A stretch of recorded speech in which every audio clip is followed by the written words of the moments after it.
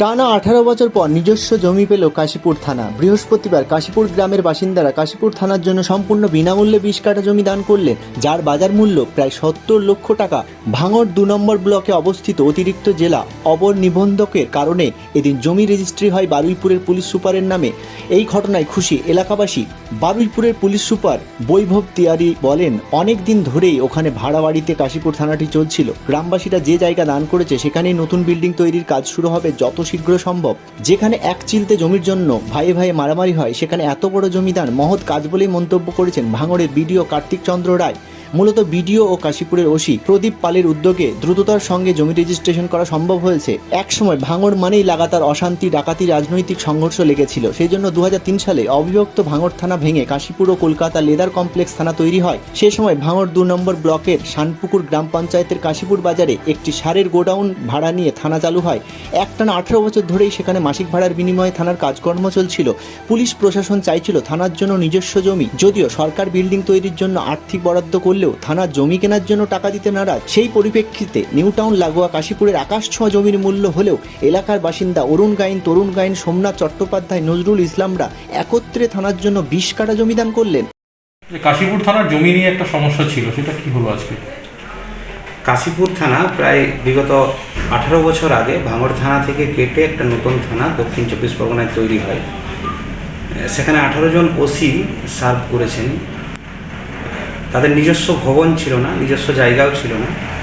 কাশীপুর এলাকার গ্রামবাসীরা প্রায় 1 বিঘা মতো জমি, যার বাজার মূল্য বর্তমানে প্রায় কোটি টাকার কাছাকাছি, সেটা সম্পূর্ণ বিনামূল্যে সরকারের একটা এত বড় বৃহৎ কাজের জন্য স্বেচ্ছায় দান করেছেন।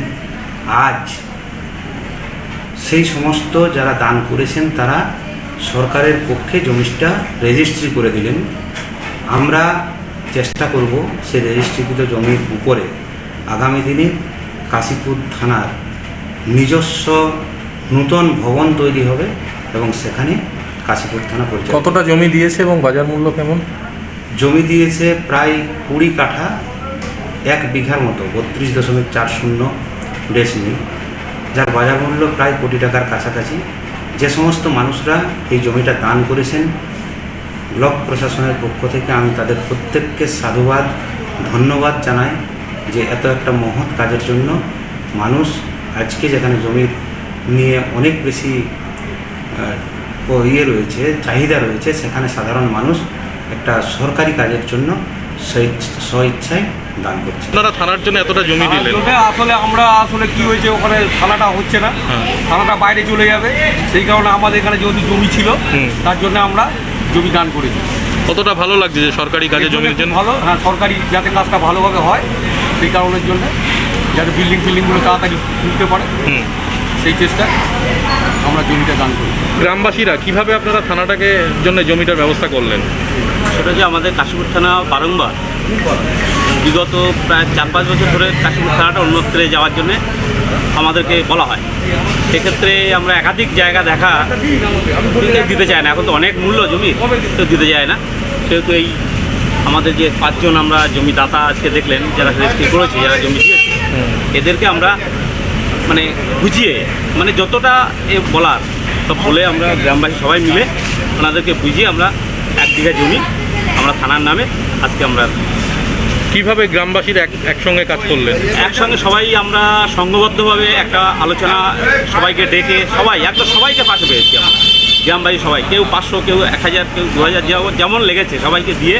আর সবচেয়ে বড় কথা, আমরা আমাদের বিডিও সাহেব আর আমাদের থানার ওসি, আমরা দুজনকে একদম দেবতার মতো পেয়েছি, দুটো পাশে দুজনকে। এটা আমরা কখনো ভুলতে পারবো না। এখন প্রশাসনের কাছে কি অনুরোধ আপনাদের? ওনাদের কাছে অনুরোধ যে আমাদের যেটা করণীয় আমরা করেছি, আমরা 1 বিঘা জমি চেয়েছিলেন, ওনাদের দিয়েছি। আজকে আমরা এখানে দাঁড়িয়ে এটা গ্রামবাসী বা এলাকার লোক হিসাবে আমরা যেটা চাইছি ওনাদের কাছে, যত দ্রুত ওখানে আমরা থানাটা কাজ শুরু করতে পারি।